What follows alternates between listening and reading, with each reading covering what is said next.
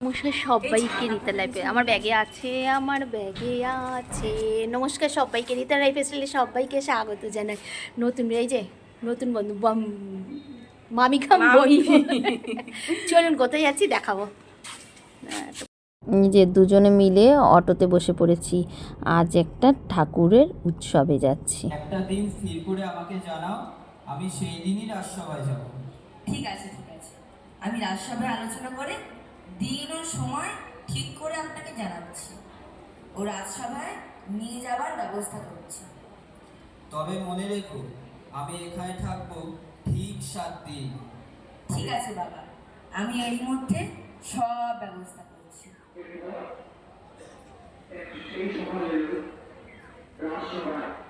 সাধুই উপস্থিত হলেন। সভা শুরু করো রাজন, তোমার প্রথম প্রশ্নটি বলো। ঈশ্বর একজন না অনেক?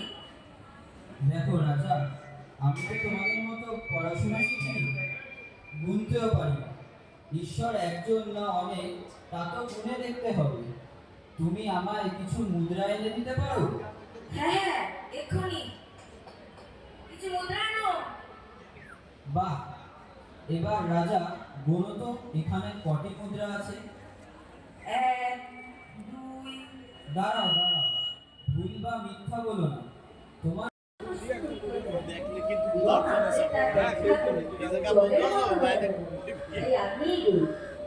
তাহলে তুমি আমাকে মুখে গুরু মহারাজ বলছো, তবে তোমার এই বিরূপ ব্যবহার। আমি যদি গুরু হই, আমি বসে আছি নিচে, আর তুমি আমার ছাত্র হয়ে বসে আছো উচ্চ সিংহাসনে। এ তোমার কেমন বিচার?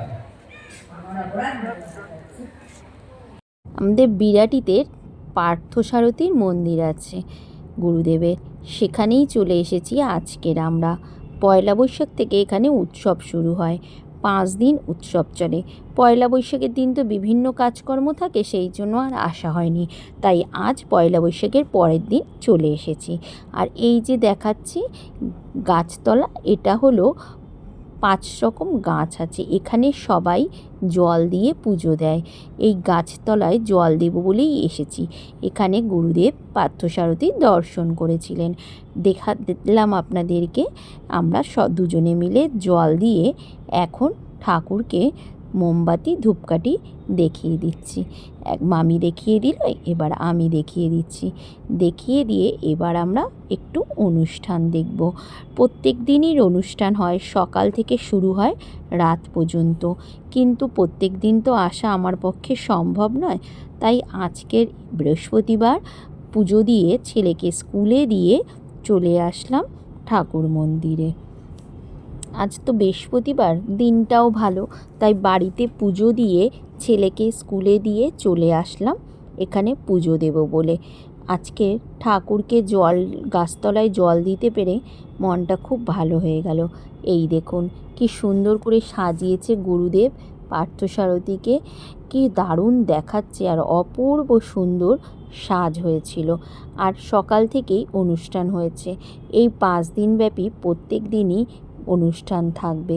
চলুন এবার কিছুক্ষণ অনুষ্ঠান দেখে নিয়ে যেখানে ঠাকুর ঘর আছে, ঠাকুর ভোগ হয়, সেখানটা আপনাদেরকে একটু ঘুরিয়ে আনি। এই দেখুন গুরুদেব আর পার্থসারথী, ভেতরে এসি চলছে, কাঁচ দিয়ে আটকানো, তাই ভেতরের দিকে যাওয়া যাচ্ছে না। বাইরে থেকেই কাঁচের এপাশ থেকে আমাকে ভিডিওটা করতে হলো। দেখতেই পাচ্ছেন, যতটুকু আমার এই ভিডিওর মাধ্যমে আপনাদেরকে দেখানো সম্ভব হয় ততটুকুই দেখাচ্ছি। কি সুন্দর দেখাচ্ছে, মনে হচ্ছে গুরুদেব স্বয়ং এসে বসে আছেন।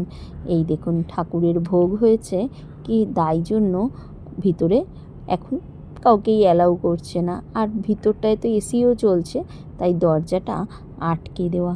আর এখানে দেখুন কি সুন্দর গুরুদেবের চরণ রাখা হয়েছে, সবাই আসছে গুরুদেবের চরণ ধরে ঠাকুরের কাছে তার মনোবাঞ্ছনা বলছে। আর পার্থসারথীরও বিগ্রহ রাখা আছে। এবার চলে আসলাম একটু অল্প কিছু ঠাকুরের প্রসাদ খাবো বলে। ঠাকুরের প্রসাদে আজকের ছিল ভাত, ডাল, আলু মাখা আর একটা 5 রকম সবজি। ঠাকুরের প্রসাদ গ্রহণ করে তারপরে বাড়ি ফিরলাম। এবার বাড়ি ফিরে ছেলেকে এখন আনতে যাব। তবে আজকের ভিডিও এখানেই শেষ করি। অবশ্যই কিন্তু কমেন্টে জানাবেন ভিডিওটা কেমন লাগলো।